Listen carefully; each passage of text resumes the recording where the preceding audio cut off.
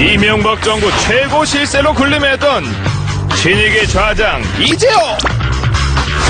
대우나 전도사로 MB정부 탄생에 혁혁한 공을 세웠던 그가 대헌전도사가 되어 돌아왔다. 박근혜 후보의 4년 중임제는 장기 집권에 불과하다면서 분권형 대통령제 공약을 촉구하고 나선 이재호 의원.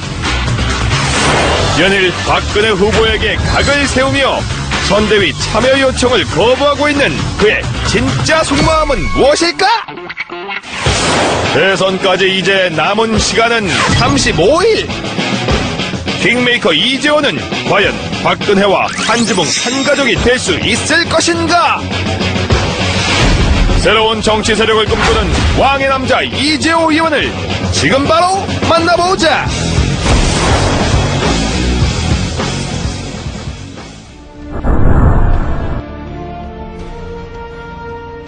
지금 대선 전국의 그 큰 국가적 이슈, 이게 없지 않습니까? 네.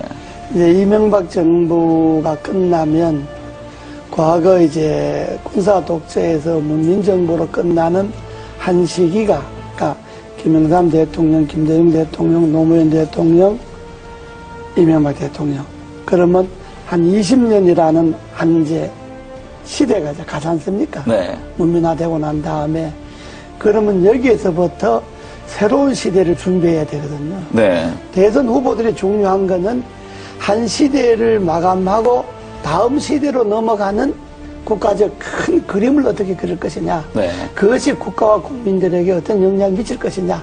이 이야기를 해야 되는데 그 이야기에서 제가 몇 년 전부터 다음 시대는 개헌이고 네. 개헌의 방향 분권이다. 지금까지 우리나라가 권력의 문화가 지배해왔잖아요. 네. 그러니까 큰 권력이든 작은 권력이든 나라의 구석구석에 권력의 힘이 다 이게 미쳐서 그 권력의 힘에 뭔가 좀 가까운 사람만이 뭐 돈을 벌거나 자리를 차지하거나 뭐 이런 소위 나라 풍조가 되었잖아요. 네. 이제는 이러한 권력의 문화를 내려놓고 정말로 사람의 문화, 인간적인 문화가 나라 전반에 한번 골고루 퍼져야 된다.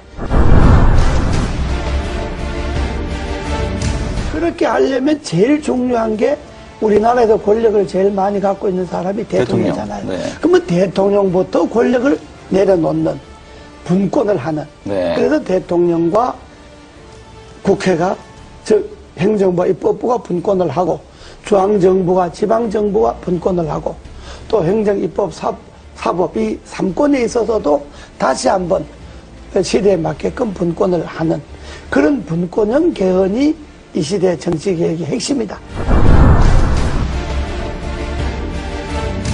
분권을 하다 보면 4년 갖고는 정책이 연관성이 없어질 수 있으니까 한번 중임하는 게 좋다는 거고 분권을 하지 않고 4년 중임하자고 하는 거는 임기 연장에 불과한 거죠. 네. 정권 연장하거나 잘나면 장기 집권하겠다는 것밖에 안 되니까 네. 그건 지난날에 우리 역사가 말하잖아요. 때문에 그냥 이 권력 이대로 4년 중임제 하자고 하는 거는 매우 위험한 발상이다. 이것이 지금 시대의 분권의 핵심이고 시대 정치개혁의 본질입니다. 여기에 한 정치인의 가치와 철학, 시대에 대한 안목, 미래에 대한 예견 이런 것들이 들어가서 분권형 개헌이 선진국으로 가고 대한민국 위상을 지킬 수 있는 길이다라고 하는 이 안목에서 출발해야지 단순히 권력을 잡기 위해서 이런 말 하면 표가 좀 더 올 거다 덜 올 거다 이 생각을 해갖고 후보들이 이야기하는 건 안 되죠. 저는 뭐 개헌에 대한 분권형 개헌에 대해서 제일 좋기는 취임하고 1년 안에 하겠다든지 이런 확실한 공약이 제일 필요하지만은 그러니까 그거는 또 저 생각일 수가 있으니까 또 그렇게 생각하지 않는 사람일 수도 있으니까 일단 분권형 개헌을 비롯해서 취임 1년 안에 나라의 바람직한 방향으로 개헌을 하는데 이 시대의 흐름이 나눔이잖아요. 경제도 민주화하자 그러면서 왜 권력을 민주화 안 합니까? 제 의원들이 분권형 개헌 추진 국회의원 모임을 네. 하나 만들려고 여러 의원, 여야 의원들이 만들자고 제안이 많이 들어와서 네. 아마 곧 거기 옮겨질 거예요. 하나의 또 세력 개헌 행보의 종착점은 개헌이고요. 네. 분권형 개헌이 되게 하는 네. 게 종착점이고, 되면 저는 제가 주장하고 생각했던 것이 되면 그걸로 이제 정치인이 역할을 다 하는 거고, 네. 다만 정치인들에게만 맡겨서는 정치인들이 개인의 이해관계에 따라서 개헌을 생각하니까 국민들이 힘을 모아서 이 시대의 요구인 분권형 개헌을 하도록 하자. 네. 그래서 전국에 이제 한 4,000명 정도 모여서 창립대회를 했죠, 국민연합. 네. 그러고 이제 16개 시도 분권형 연합이 21일 날 이제 결성이 다 끝납니다. 지금 한 8개가 결성이 됐는데, 끝나면 각 시도, 시군 분권형 개헌 국민연합 대표들이 한 1박 2일 모여서 장시간 네. 토론을 할 겁니다. 대선에 분권형 개헌 문제를 어떻게 할 것이며, 또 대선 후보들 간의 이 주장을 어떻게 관철시킬 것이냐 하는 것들을 아마 전국 시도연합, 시군연합 대표들이 모여서 네. 한 1박 2일 정도 세미나를 합니다. 국민연합의 대표들이 따로 있고, 국민연합은 내가 주장하는 가치와 철학을 그게 이 시대 흐름에 맞다라고 생각하는 사람들이 네. 전국에 11만 명이 지난번에 분권형 개헌 청원을 했잖아요. 네. 지금 서명 받은 게 한 100만쯤 됩니다. 네, 벌써 그렇게 늘었습니다. 예, 이게 네. 이제 300만 서명을 받으려고 하는데, 분권형 국민연합 각 시군 대표 이 사람들은 정치를 안 한 신인들도 많이 있고요. 정치권에 있었던 사람들도 있고. 네. 그러니까 정말로, 이 분권이 맞다. 시대 흐름의 분권이 맞다라고 생각하는 일반 국민들이 참여를 해서 11만 명 쉽게 네. 발견해 서명해서 개헌 국회 청원 나오고. 그렇다면, 그 일반적인 그런 제야단체, 연합, 이런 정치단체가 아니고, 네. 하나의 가치를 두고 뭉친 그러니까요. 그런 시민들, 국민들 그러니까 정파를 모임이기 떠나서 때문에 가치 제안으로 하겠다는 그렇습니다. 거 아닙니까? 모임이기 때문에 그거는 지금 발기인으로 개헌 청원한 것만 해도 11만 명이고, 지금 거기에 가두 서명을 한 사람만 해도 100만 명이 100만 명. 넘으니까 아마 국민연합의 결정이 어느 정도 효과가 있을는지는 아직 모르겠습니다만은, 그러나 대선 전국에 간과해서는 안 될 거예요.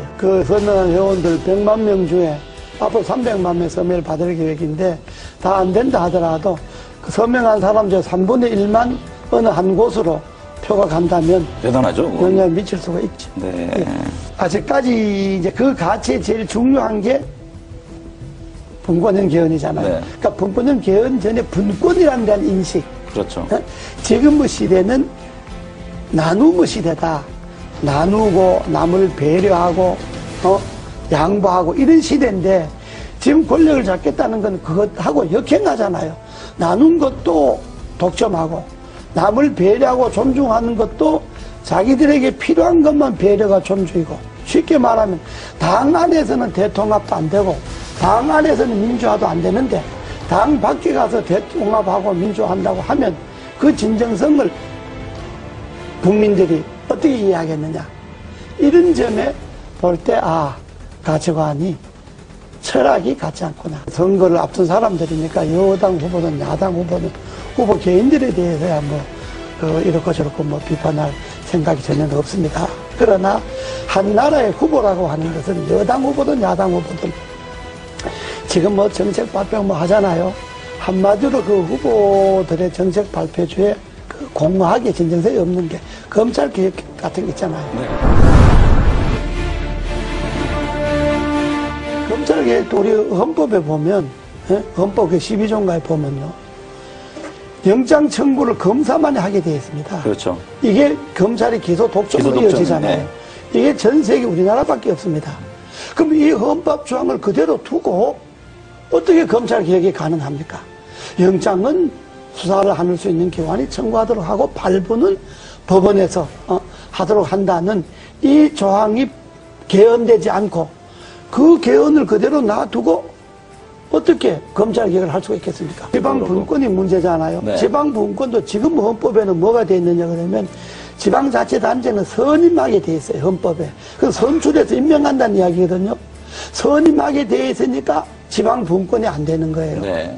그러니까 헌법을 그대로 이 권력 중심에 제왕적 권력의 헌법을 그대로 두고 뭘 쇄신하겠다, 개혁하겠다 하니까 제가 볼 때는 그게 다 이게 잘못된 거다. 그래서 제가 언제 표현을 좀 과했습니다만은 알면 없고 축제에만 늘어났다는 그렇죠. 이야기가 정치개혁의 핵심인 개헌에 손을 안 대고 권력 분점에 손을 안 대고 그 헌법을 그대로 두고 거기에 가지만 책임 총리제나 정부 통령제도 그렇습니다. 현재 헌법을 그대로 두고 대통령이 총리를 임명하고 해임할 수 있는 권한을 갖고 있는데 어떻게 총리인데 권한이 갈 수가 있겠습니까? 한계가 있는 거죠. 저는 이번에 그 검찰 개혁에 있어서 핵심은 헌법에 소위 검사만이 영장을 기소 청구할 수 독점. 있다든지 네. 소위 기소 독점이 이거 없어져야 된다고 보는 그것이 핵심이다. 예, 헌법 안에서 검찰의 그 독점 권한이 없어지지 않는 한은 그건 뭐 어떤 계획도 될 수가 없고 말씀을 지금 들어보니까 예. 경찰과 뭐 검사 수사를 두고 경찰 다투잖아요. 네. 저는 검찰이 자기 식구가 부패와 부정이 있어서 수사를 경찰이 먼저 하겠다 그러면 경찰이 하는 걸 보고 경찰이 수사를 잘 못했다든지 기소를 하려고 경찰에서 넘어온 것을 조사해 보니까 부정한 게 많다든지 이럴 때 검찰이 나서서 조사한다면 옳은데 경찰이 조사한다는 건데 그걸 마치 뺏어가듯이 뺏어가서 검찰이 자기 식구 조사하겠다 그러면 국민들이 그다 자기 식구 지금까지 관행으로 봐서 검찰이 검사 조사한다는 것에 대해서 진정성을 믿겠습니까? 그러니까 그거는 경찰이 조사하는 건 경찰이 조사하도록 놔두고 네. 경찰 조사 결과가 미흡하다. 그러면 검찰이 손을 대야죠.